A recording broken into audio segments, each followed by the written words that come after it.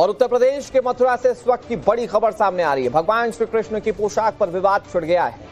मुस्लिम कारीगरों के भगवान कृष्ण की पोशाक बनाने का लोग विरोध कर रहे हैं।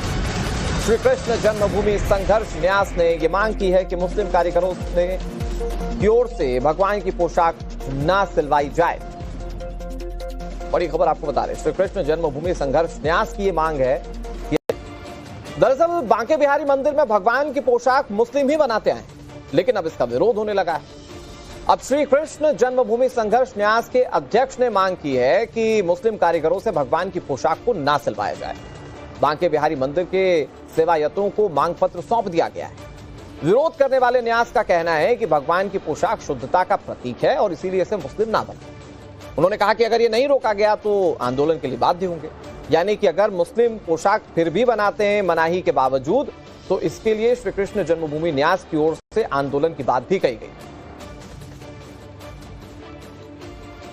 वो जो गैर मजहब के लोग हैं, मुस्लिम हैं, उनसे ठाकुर जी की पोशाक ना सिलवाएं, क्योंकि जो व्यक्ति गौ माता को रोटी के साथ खा जाता हो और वही गौ माता हमारे ठाकुर जी की बहुत अत्यंत प्रिय थी, ठाकुर जी के लिए बहुत पूजनीय थी, तो ऐसे व्यक्तियों से ठाकुर जी की पोशाक सिलवाना बहुत ही गलत है, निंदनीय है। ये पोशाक बनाने में मुस्लिम परिवारों का रोल क्या है, मैं आपको समझाता हूं। दरअसल मथुरा में मुस्लिम परिवारों का ये खानदानी काम है। मथुरा के बांके बिहारी मंदिर में भगवान श्री कृष्ण को पहनाई जाने वाली पोशाक को मुस्लिम परिवार ही तैयार करते हैं। इतना ही नहीं, देश विदेश में लड्डू गोपाल के लिए जो पोशाक तैयार होती है, उनको तैयार करने वाले भी मुस्लिम परिवार ही होते हैं। ठाकुर जी की पोशाक तैयार करना इन मुस्लिम परिवारों का खानदानी काम है और ये बहुत लंबे वक्त से चलता आ रहा है। अगर कहा जाए कि इन मुस्लिम परिवारों की जीविका का साधन लड्डू गोपाल की पोशाक है, तो ये बिल्कुल गलत नहीं। हालांकि अब इसका विरोध किया जा रहा है।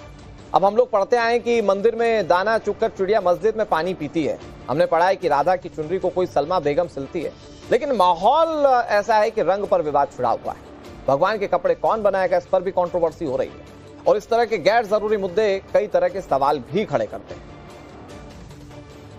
कि जो है ठाकुर जी की जो पोशाक सिलवाएं वो मुस्लिम से न सिलवाएं, वो हिंदू से सिलवाएं और भगवान को धारण कराएं। हिंदू की सिली हुई पोशाक भगवान धारण करेंगे और सनातन धर्म का प्रचार प्रसार होगा। ये मुसलमान लोग जो कारीगर जो लोग हैं, मुकुट बनाते हैं, थूक से अपने धागे को चिपका करके उसमें सुई पुरोते, तो ये झूठा नहीं हुआ, ये मिथ्या नहीं हुआ। सभी सेवायतों से कि हम अपने हिंदू भाइयों से पोशाक को सिलवाएं और उनको भगवान को धारण करावें, इनका पूर्ण रूप से बहिष्कार करते हुए इनके हाथ की सिली पोशाकें बिल्कुल भगवान के समक्ष प्रस्तुत ना करें।